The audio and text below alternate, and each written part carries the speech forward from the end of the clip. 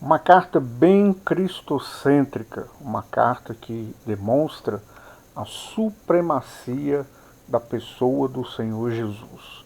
Esta é a carta aos Colossenses, escrita pelo apóstolo Paulo, que provavelmente estava aí na prisão, mas ele escreveu e ele mostrou aí para os seus ouvintes, os seus leitores e as pessoas que replicavam esta carta, a supremacia de Jesus.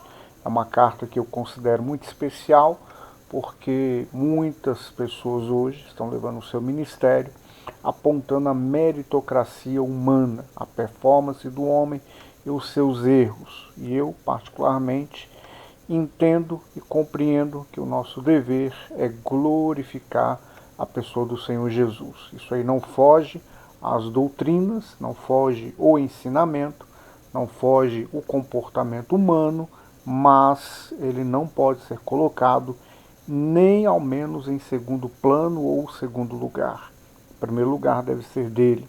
Então, esta carta, bem cristocêntrica, inclusive vai combater algumas heresias. Então a gente vai para alguns pontos agora para a gente fazer uma análise teológica. Colossos, uma cidade situada na Frígia, Ásia Menor, que hoje corresponde na questão de uma região hoje na Turquia. Então esta cidade, ela recebeu ali não só a carta do apóstolo Paulo, mas também a igreja, que provavelmente foi fundada por Epáfras, que era um colaborador de Paulo, inclusive Colossenses 1,7 vai nos relatar sobre esta situação.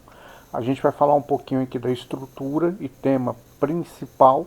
Então a estrutura, a gente tem no capítulo 1, falando a respeito da supremacia de Cristo. Então o apóstolo Paulo, ele apresenta aí um dos teores com conteúdo bem forte sobre cristologia no Novo Testamento, afirmando que Jesus Cristo é a imagem do Deus invisível e o primogênito de toda a criação. Então a gente tem aí a questão da imagem do Deus invisível, a imagem do Pai, agora está expressa na pessoa do seu Filho Jesus Cristo. Ressaltando que a palavra Cristo significa Machia, que significa no nosso português ungido. Então perceba que é uma questão de traduzir um nome, a gente muitas vezes não remete ao conceito que é bem forte, não é? Eu particularmente entendo que o conceito ungido, o Machia, fala bem forte e a palavra Cristo acabou de certa forma caindo numa verbalização bem comum, tá? Então a gente tem aí a afirmação do apóstolo Paulo usando já uma cristologia bem forte. Dos versos 13 e 14 a gente fala a respeito da redenção e a reconciliação, então a transferência do reino das trevas para o reino do Filho amado. Então a palavra redenção, que implica resgate, enfatizando aí a obra de Jesus lá no Calvário, na cruz, morrendo, e ele então implicando ali o resgate, a redenção. Então, mais uma vez, de contrapartida, aquilo que muitas pessoas, infelizmente, acabam colocando o seu foco, que é um mérito humano, tá? Então, estou falando abertamente, inclusive na aula, porque o papel aqui é que gere conhecimento dentro das escrituras sagradas, como ela traz. E você vai ver que é uma carta que vai combater ensinos falsos e vai combater heresias. E eu particularmente já digo que é um ensino falso a pessoa estar aí trabalhando o foco da meritocracia humana. A redenção vem através da pessoa de Jesus. A sua obra lá, ela foi completa, tá? O apóstolo Paulo, no capítulo 2, ele adverte aos colossenses a não se deixarem levar por filosofias vazias e tradições humanas. Aí tem um pontinho bem interessante, tá?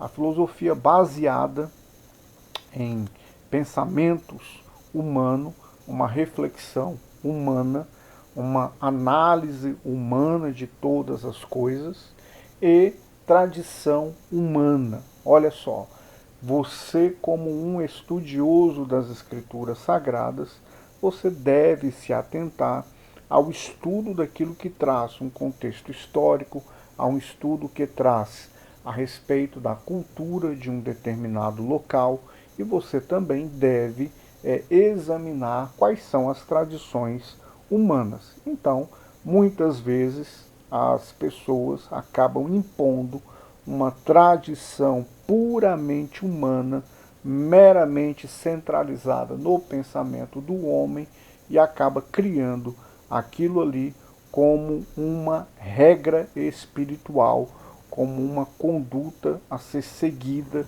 e se ela não for seguida, a pessoa praticamente ela está fora, tá? Então aí a gente deve ter um cuidado, não só por uma questão da época do escrito da carta e daquilo que os colossenses estavam certamente passando ou acostumados, tá bom? Então a gente deve observar, inclusive, na atualidade. Ele também enfatiza aí, Colossenses capítulo 2, que a plenitude de Deus habita em Cristo e que as observações de leis dietéticas, quer dizer, aquelas leis ali que vão tratar a respeito de alimentos e festividades, não é necessário para a salvação. De novo, eu quero abrir aqui um parêntese bem interessante para você. Qual é? Olha só, eu sou uma pessoa que realmente ama a cultura judaica, amo ali tudo aquilo que ocorre em uma tradição que está puramente ligado às escrituras sagradas. E o autor, a carta aos Hebreus, ele vai dizer que todas as coisas da velha aliança, elas são sombra das coisas que viriam. Então observe que eu ter um princípio, eu ter um hábito, e aí eu vou te dar um exemplo aqui. Eu guardar um dia de descanso na semana. Então não vou chamar agora o conhecido Shabá de sábado, porque Shabá significa descanso, tá? Então, eu guardar um dia de descanso, eu estou guardando a minha vida emocional, a minha vida mental, e neste dia que eu estou guardando, se eu tirar um dia da semana para descansar, e eu ir com a minha família para o shopping, ir com a minha família para a praia, ir com a minha família para pescar, eu estou tendo um descanso. Porém, se eu descansar nesse dia e eu me deleitar naquilo que o Senhor Deus fez e faz, eu estou reforçando na minha memória, eu estou alimentando a minha vida espiritual. Agora, se eu fizer disso daí uma regra de salvação, eu estou errado, tá? Biblicamente, eu estou errado e eu creio na nova aliança. Se você não crê na nova aliança, essa aula não é para você, tá bom? Mas eu creio na nova aliança. E na nova aliança, nós somos salvos não pelo mérito de guardar determinado dia ou seguir uma determinada dieta. Não, nós somos salvos justamente por conta daquilo que somente Ele poderia ter feito e Ele fez, que foi a pessoa do Senhor Jesus, tá bom? Então, olha só, cultural, se você começar a instituir a guarda de um dia com o objetivo de saúde mental, alimento espiritual, preservação de princípios, na minha opinião, você está agindo corretamente, mas isso aí não é a salvação, isso aí não é mérito, nem para que você possa galgar alguma coisa diante do nosso Deus. Agora observe que tudo aquilo que nós muitas vezes plantamos, nós colhemos. A nossa vida, ela tem atos e os atos, elas têm consequência. Uma consequência de que eu tire um dia para que eu descanse, para que eu observe a minha casa, a minha família, e que não pontualmente, toda semana, eu saia nesse dia de descanso com a minha família, mas eu me guarde com a minha família, ou eu até proceda, como muitas vezes muitas pessoas têm feito, que é se distanciar um pouquinho da rede social, do celular. As pessoas estão revendo aí algumas questões a respeito de saúde mental, cuidar um pouquinho mais da saúde, fazer uma caminhada, sair com a família, tudo isso aí é válido, tá? Agora, eu falo porque muitas vezes a pessoa cai no hábito de, nesse dia de descanso, ou no final de semana, tirar para descansar, e a pessoa muitas vezes se cansa com outros afazeres, então a pessoa não está se guardando em uma questão que já foi orientada até por uma questão, primeiro, da formação humana, segundo, um apontamento daquilo que é espiritual a respeito do descanso, que não cabe aqui para nós nessa aula. Mas só para não deixar aí batido, o descanso se refere justamente a se deleitar em primeiro lugar naquilo que o Senhor Deus nos transmite e faz. Descanso se remete a que um dia estaremos todos nós reunidos na presença do nosso Deus, e aí esse descanso, que não é uma ausência de fazer algo, tá?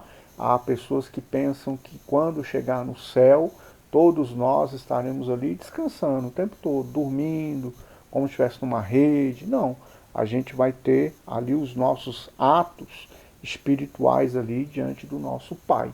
E um dos atos maravilhoso de ser feito é glorificar o nome dele. Tanto que a Bíblia diz que neste exato momento e em qualquer momento existem anjos que estão prestando a adoração a ele o tempo todo, tá bom? Vamos seguindo aí, porque é uma carta muito cristocêntrica. A vida prática cristã, no capítulo 3, o apóstolo Paulo, ele exorta as pessoas a buscarem as coisas do alto. Então aí já vai fazer até um link com aquilo que eu estava dizendo agora há pouco para você. Pessoa muito acostumada nos hábitos, pensamentos, a sua rotina. Então daqui um pouco a pessoa, mesmo crendo em Jesus, esta pessoa vai ter uma parte terrena muito forte, uma parte natural muito forte. Vai estar muito ligado às coisas aqui da terra. Por isso que muitas vezes a gente observa, e pode acontecer na vida de qualquer pessoa, uma oscilação entre atos espirituais e atos terrenos.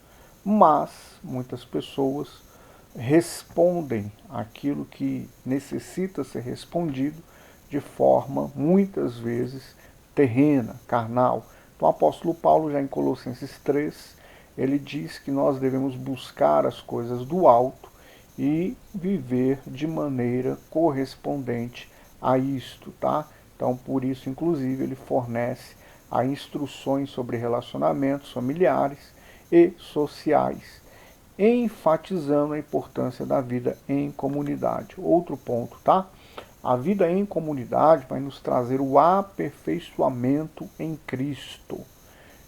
Hoje, sabedor que muitos lugares, infelizmente, já não estão se portando como uma reunião de irmãos com o objetivo de uma assembleia em Cristo, chamado aí de igreja. Então, muitas vezes, perderam o foco, tá? Do que é ser uma comunidade cristã. E pelo fato de perder o foco do que é ser uma comunidade cristã, muitas pessoas estão aí se afastando, estão se guardando em casa e estão ficando isolados. E, inclusive, pós-pandemia, infelizmente, o número de pessoas que se isolaram é um número alto, é um número realmente alto, e estas pessoas estão num ciclo, ok? E esse ciclo torna-se um hábito na vida da pessoa, e este hábito também é combatido nas escrituras sagradas. Eu sei que muita gente vai argumentar assim, mas eu oro, mas eu creio em Jesus, eu leio a Bíblia. Legal, mas não é só isso, tá bom? Não tem como ser um dedo do corpo amputado, isolado, mesmo que faça tudo isso. Somos chamados para estarmos uns com os outros e não isoladamente com a pessoa de Jesus. Então Jesus, ele tem um corpo, ele não tem só uma unha ou ele não tem só uma molécula, tá bom? Então nós temos um chamado para nos relacionar como família, nos relacionar em sociedade e nos relacionar em comunidade, conhecido como igreja, tá bom? A gente vai então concluir aqui as partes teológicas falando o seguinte: a carta também utiliza de simbolismos como ideia de morte, Colossenses 3, então não é que a pessoa ali vá pegar e fisicamente fazer isso, embora isso ocorra de maneira natural, tá bom? Então traz uma simbologia, traz um efeito, onde a gente morre para o velho homem, as coisas que são carnais, e a gente ressuscita com ele. E o vestir-se do novo homem, Colossenses 3:10, que é a nossa verdadeira identidade, é esta de Colossenses 3:10, que é a gente se revestir do novo, ser uma nova criatura. Então aí para a gente concluir, a teologia de Colossenses, ela é uma teologia muito rica, abordando a supremacia de Jesus e a natureza da salvação e a vida prática do cristão. A carta, ela nos convida a refletir sobre a centralidade de Cristo em nossas vidas. E aí vem um trabalhozinho para você que é o meu aluno na plataforma ou presencial, tá? Para as pessoas que estão assistindo aí de forma gratuita no YouTube, tá tranquilo, liberado desse trabalho, mas pode fazer uma reflexão. Você em primeiro lugar, como tem sido você e a centralidade de Cristo. Ele é central na sua vida ou você tem feito de Jesus uma pessoa a quem você só pede ou requer as coisas? Segundo, se você está numa igreja sem nominar que é a sua igreja no trabalho, você vai referir-se dizendo como é a sua igreja. Se você percebe que a sua igreja é uma igreja cristocêntrica, Jesus está sempre sendo falado, Jesus está sempre sendo adorado, ou Jesus aí, como se fosse um campeonato de futebol, ele está lá nos últimos lugares, ele é o último a ser falado.